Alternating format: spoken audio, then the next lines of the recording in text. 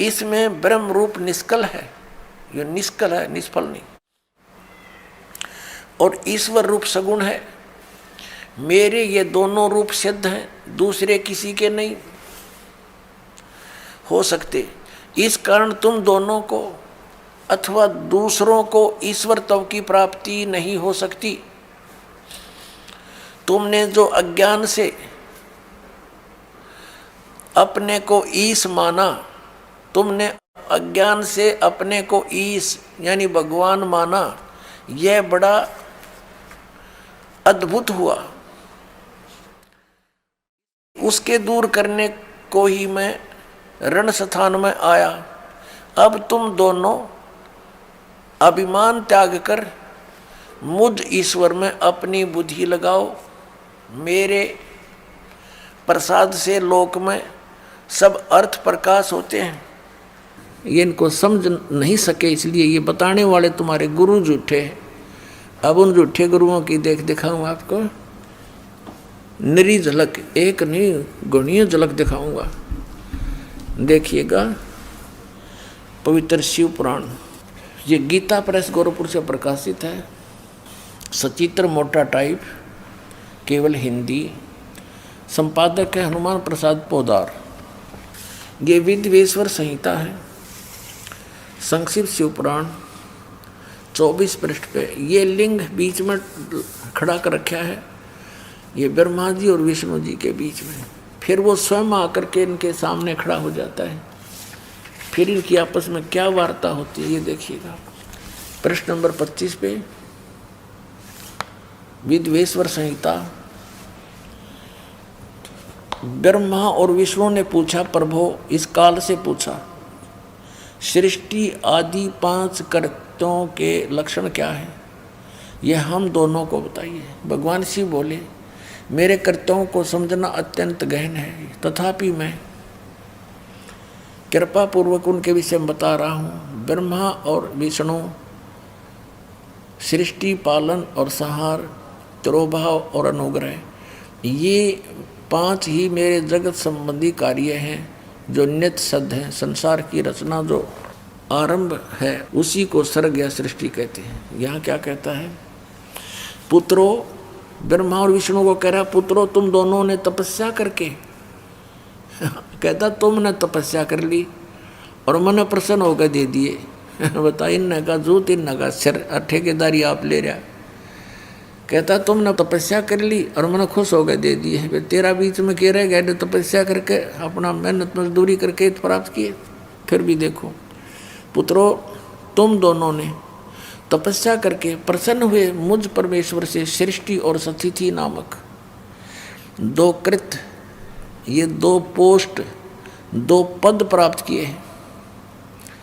ये तुम बहुत प्रिय। इसी प्रकार मेरी विभूति स्वरूप रुद्र और महेश्वर ने है, यू मैं नहीं है, ने 2 अन्य उत्तम कृत्य संहार और तिरोभाव मुझसे प्राप्त किए, परंतु अनुग्रह नामक कृत दूसरा कोई नहीं पा सकता। अब देखो, अब क्या हो गए, 2 तो ये हो गए ब्रह्मा और विष्णु, इसने सृष्टि और सतिथि नाम के 2 जॉब मिल गई, और रुद्र और महेश्वर ये 4 हो गए, और 5वां यू बोलनिया। इतना स्पष्ट हो गया अपना आत्मा। अब ये भी सिद्ध करना पड़ेगा कि वो काल बोल रहा था। ये काल है ब्रह्मा विष्णु महेश का पिता, और दुर्गा इनकी माता, अष्टंगी, 8 भुजाओं में शस्त्र ले रही, इसको अष्टंगी भी कहते हैं। ये देखिएगा। अब इसी पर इस 26 पृष्ठ पर ही अभी आप यहाँ पढ़ रहे थे, और अब यहाँ पढ़ेंगे हम इसी पर।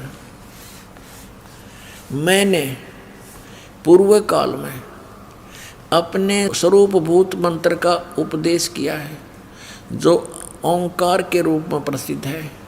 वह महामंगलकारी मंत्र है। सबसे पहले मेरे मुख से ओंकार यानी ओम प्रकट हुआ, जो मेरे स्वरूप का बोध कराने वाला है। ओंकार वाचक है, मैं वाच्य हूँ। यह मेरा मंत्र है, यह मंत्र मेरा स्वरूप ही है। प्रतिदिन ओंकार का निरंतर स्मरण करने से मेरा ही सदा स्मरण होता है। मेरे उत्तरवर्ती मुख से अकार का, पश्चिम मुख से उकार का, दक्षिण मुख से मकार का, यानी ए ऊ और मैं, जिससे ये ओम बनता है। और पूर्ववर्ती मुख से बिंदु, ये जो ओम है इसके विषय बता रहा कि यू ए ऊ और यू पर बिंदु, तथा मध्यवर्ती मुख से नाद का प्राकाट्य हुआ है। इस प्रकार 5 अवयवों से युक्त ओंकार का विस्तार हुआ। इन सभी अवयवों से, इन सभी पार्टों से ए ऊ मैं बिंदु और इस बिंदु से, नाद से, कहते ये एकीभूत होकर यह प्रणव ओम नामक एक अक्षर हो गया। ये ओम नामक एक अक्षर है ओम, इसको ओंकार कहो, इसको ओम कहो, और चाहे ऐसा लिखकर इसको एक अक्षर ओम कहो। ये ओम है, एक अक्षर हो गया, और ये मेरा मंत्र है। असली मंत्र कहता है ये है मेरा।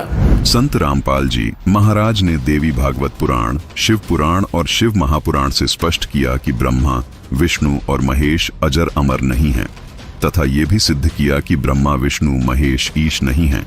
ये तीनों देव नाशवान हैं।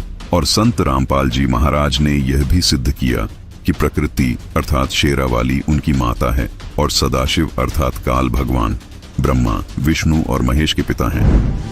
तो बताओ महाराज जी, अब आपके पास क्या जवाब है? आप ही ने तो कहा परमात्मा निराकार है। हाँ, तो गलत क्या कहा? परमात्मा तो निराकार ही है, और यही हमारे वेद शास्त्र कहते हैं। महात्मा जी, आप बिल्कुल झूठ बोल रहे हैं। शास्त्रों में कहीं नहीं लिखा कि परमात्मा निराकार है। शास्त्रों में क्या लिखा है ये मैं आपको बताती हूँ, जो कि मुझे संत जी के प्रवचनों द्वारा पता चला। वेद के साकार है, निराकार है, मनुष्य सदृश है वो। परमात्मा कहते हैं कि तुमने ये महर्षि दिखाई दे हैं, गुरु ब्राह्मण दिखाई देते हैं, ये मंडलेश्वर, इनका मोतिया बंद हो रहा है, इन्हें अपने सदग्रंथों में लिखी हुई सच्चाई का नहीं पता, और फिर निराकार कहते। अब दिखाते हैं आपको परमात्मा की सारी स्थिति, देखिएगा। ऋग्वेद मंडल नंबर 9 और सूक्त 82, और यहां देखें ये है 82वां, 81वां समाप्त हुआ, ये 82वां शुरू हो जाता है। इसका प्रथम मंत्र है, इसमें लिखा है कि जो सर्वोत्पादक प्रभु, सबकी उत्पत्ति करने वाला परमेश्वर, प्रकाश रूप है। इसका अर्थ है वो तेजोमय स्वरूप साकार है, सद्गुणों की वृष्टि करने वाला, पापों का हरण करने वाला, पाप नाश करने वाला, पाप क्षमा करने वाला है। वह राजेव, राजा के समान, राजेव, इसका अर्थ है राजा के समान आगे लिखा है। ये देखना, ये 269 पृष्ठ पर पढ़ रहे हैं। कोई भ्रमत कर देगा कि दूसरा पृष्ठ दिखा दिया होगा, ये 270 दिखाऊंगा। ये देखो 270, यहाँ लिखा है 82 का, पहला पढ़ रहे हैं 82 का, 9 के 82 का। राजा के समान दर्शनीय है, वो देखने जोगा है, विजिबल है, वो साकार है, राजा की तरह तो मनुष्य जैसा ही हुआ। और वह है पृथ्वी आदि लोक लोकांतरों के चारों ओर शब्दमान हो रहा है। वह वर्णीय पुरुष को, वर्णीय माने अच्छी आत्मा को, श्रेष्ठ पुरुष को, जो दृढ़ भक्त है, जो दृढ़ भक्त है उसको पवित्र करता हुआ प्राप्त होता है। जैसे आदरणीय धर्मदास साहिब जी को, जो दृढ़ भक्त थे, उसके बाद डगमग नहीं हुए। आदरणीय मुलुकदास साहिब जी को, आदरणीय दादूदास साहिब जी को, आदरणीय गरीबदास साहिब जी गांव छुड़ानी जिला जज्जर हरियाणा वाले को, और आदरणीय गीसा दास साहिब जी को गांव खेखड़ा मेर यूपी वाले को। ये दृढ़ भक्त आज तक डगमग नहीं हुए, दुनिया को हिला के रख दिया इन्होंने। इनको भगवान में ले आकर के को पवित्र करता हुआ प्राप्त होता है वर्णीय पुरुष, अच्छी आत्मा को। जिस प्रकार विद्युत माने आकाशीय बिजली स्नेह वाले स्थानों को आधार बनाकर प्राप्त होता है। देखो कितना स्पष्ट किया इन्होंने। ऋग्वेद मंडल नंबर 9 और सूक्त नंबर 81 में कति कंसेप्ट क्लियर कर दिया कि वो परमात्मा